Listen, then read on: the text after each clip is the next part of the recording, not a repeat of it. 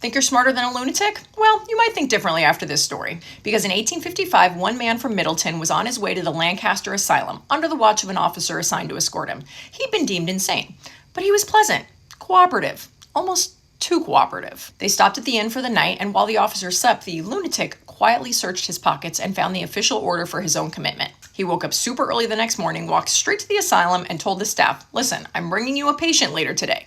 Now, he's going to say, "I'm the madman," but don't believe a word of it. He's very convincing. Then he walked back to the inn to wake the officer and have breakfast with him. The officer remarked that he would like to have a nice morning stroll, to which the lunatic enthusiastically agreed to. As they approached the asylum, the lunatic looked up and said, "What a fine house that is." The officer smiled and replied, "Yes, I'd like to see the inside," to which the lunatic said, "So would I."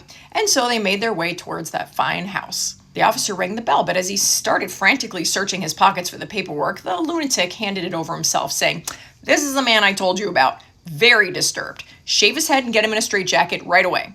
The staff tackled the officer immediately, shaved his head, strapped him in, and threw him in a cell, while he screamed that he was the officer, which of course just proved the lunatic's point. And what happened to the real lunatic? Walked out the front door, went back, paid the innkeeper, and went home. There is no follow-up for the lunatic. However, a judge in town did produce an order to release the officer from the asylum, and he eventually made his way back home, apparently with a handkerchief over his head to cover his shameful baldness. If you like stories that seem too wild to be true, follow me at Victorian Gossip Girl. And if you have a crazy Victorian story that you'd like read, shoot me a DM with your source.